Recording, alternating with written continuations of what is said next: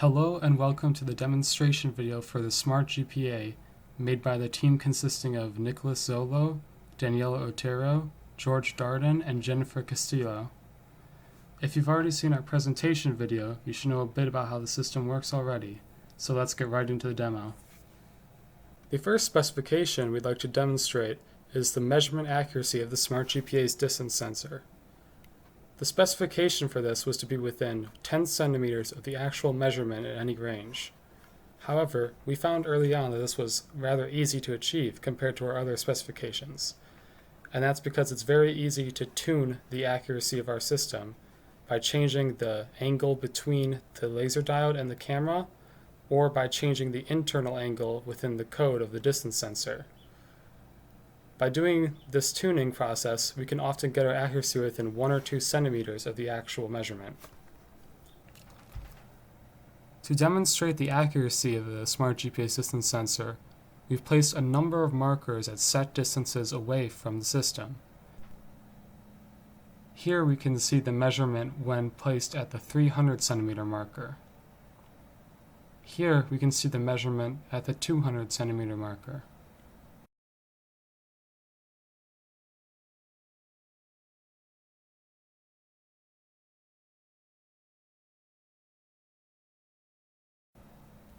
Here we can see the measurement at the 150 centimeter marker.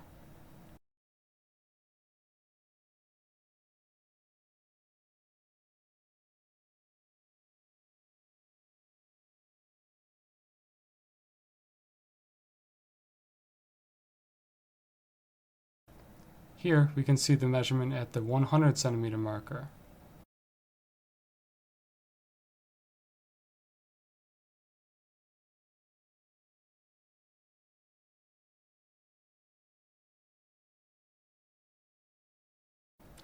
Finally, here we can see the measurement at the 50 centimeter marker.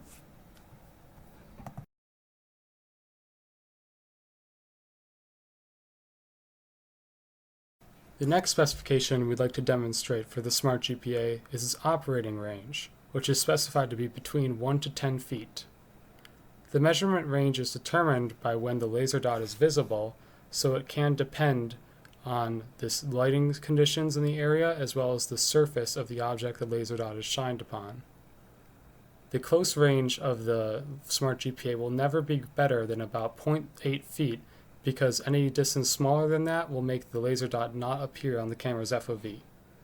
However, the maximum range can theoretically go out higher and higher, even beyond our specification. However, the surface must be very optimal for the maximum range to go far beyond 10 feet. To demonstrate the measurement range of the Smart GPA, we got a free space of about 14 feet in which to move an object in front of the distance sensor. Here you can see that even at the range of 14 feet, the distance sensor is still picking up measurements. We then move the object to the specified maximum range of 10 feet and it picks up measurements there. We then move the object to the specified close range of 1 foot and it is picking up measurements there. However, you can see that if we move the object any closer than 1 foot, it stops picking up measurements at about 0.8 feet. The next specification we're going to demo is the measurement rate of the Smart GPA's distance sensor. It was originally specified to be at least 20 measurements per second, but it has since been lowered to be 8 measurements per second instead, due to the performance issues of our hardware. Due to the multi-threading approach we use for image processing, the measurement rate of our distance sensor is equal to the rate of image acquisition by our camera. Therefore, to test the measurement rate of our distance sensor, we must test the FPS of our camera, and we wrote a special script to do so that will print the FPS of our camera after taking 100 frames to the GUI display. Since the FPS test is not implemented into the GUI yet, we have to run it from an external terminal, as shown. However, when it's done running, its output will be printed onto the GUI, as you will see here, and as you can see, the frame rate is 10.3, which is greater than 8, and thus fulfills our specification. In this section of the demo, we will go over the graphical user interface, specifically idle mode, that's responsible for customizations and settings. So here we can do account creation and management, and general settings like changing light colors, maximum and minimum distance bounds, and the overall look and feel of the GUI. Let's begin. We will first demonstrate the login feature. So here we have a username of student and a password of password. It doesn't exist yet, so we will first sign up and then click login. We'll see that we received a notification. Okay, we're in. So now we can go to our account settings. First, let's demonstrate updating the username. So the old username is student, and let's say the new one, we will change it to student1, and we will click update. Now let's do the same thing for the password. The old password is simply password. Let's change it to testing, and we'll click update. And for now, we'll disable any account settings. This has the same effect as logging in. Now we'll go over the general settings of the GUI. First, let's start with set color scheme, and that takes place right away. We will choose between two colors, and that will serve as a gradient for the overall look and feel of the GUI. As you can see, we can choose between two colors and it will smoothly transition between. Now let's set the minimum and maximum distance. This means that this is the minimum and maximum bounds that will be recognized by the distance sensor. And now we can change the light colors, and this effect takes place after we restart the distance sensor. So if we choose the first color, that means stop, the second color means slow down, and the third color means keep going. Now let's save the settings and we can exit out. For full transparency, we'll now demonstrate changing the light colors. Take note of the colors that I choose.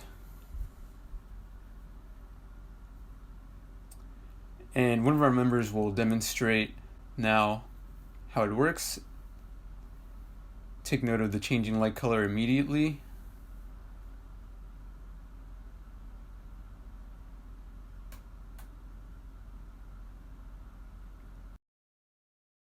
In this next clip, we will demonstrate changing from idle mode to operation mode. This will happen very quickly, as you can see here. As soon as a laser beam is detected on the image, idle mode switches to operation mode. Right now, since we set the maximum bounds to 100, you will see that it will not go beyond this value, even though the distance sensor is currently calculating over 100 centimeters. Now let's demonstrate changing units. Take note that we are in feet, and immediately operation mode is fired whenever the distance is detected. Now one of our members is going up to about 4.5 feet. This would be a good time to mention that after 10 seconds of no input being received, operation mode will go back to idle, but that's not happening here because the distance sensor is currently in use. Now let's show her in action.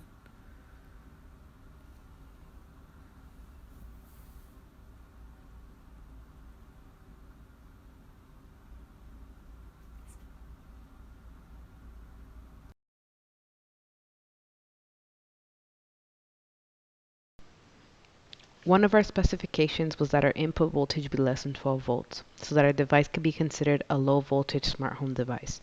All of our components met this requirement except our display. After some trial and error and deliberation, we decided to use a larger display for our demonstration videos. This display does not meet this requirement as the input voltage of larger LCD displays is usually around 120 volts. Yet this display was used primarily to demonstrate and highlight our other features for our final demonstration. Besides the display, all of our components were powered using an input voltage of at maximum 5 volts. Nearly all of our components were powered using a 5-volt universal power supply during the final demonstration, except for the display. Finally, we're getting to the demonstration of the use case of the Smart GPA. The use case is basically for the distance sensor to track a car coming in or pulling out of the garage and get accurate distance measurements so that it can give the proper feedback to its user. However, there are a few complications. It should be able to work at any time of day, under any lighting conditions. It should be able to pick up the car early as it pulls into the garage, without letting it too close without getting a measurement. In addition, the system should avoid all false positive measurements. It is preferred that the system miss a measurement, rather than get one false positive measurement. To perform the demo of the use case, we set up the system so that the laser dot would be relatively stationary on the car as it pulled in and out of the garage. However, the conditions were not ideal for identifying the laser dot, as the sunlight was very bright outside. Despite this, we were still able to get some good results. As you can see, as the car pulls in towards the distance sensor, the number displayed on the operation mode GUI goes down, and the LED lights change their color to indicate for the user to stop. In this way, it's working as intended. In addition, when the user pulls out, you can see the opposite change happen as the measurement displayed on the operation mode increases and the LED lights change to indicate that the user is pulled away a decent distance from the wall.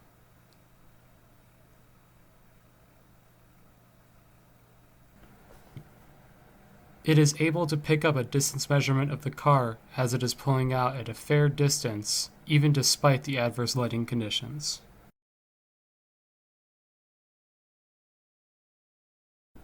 With that, that's the end of our demo. Thank you very much for watching and have a nice day.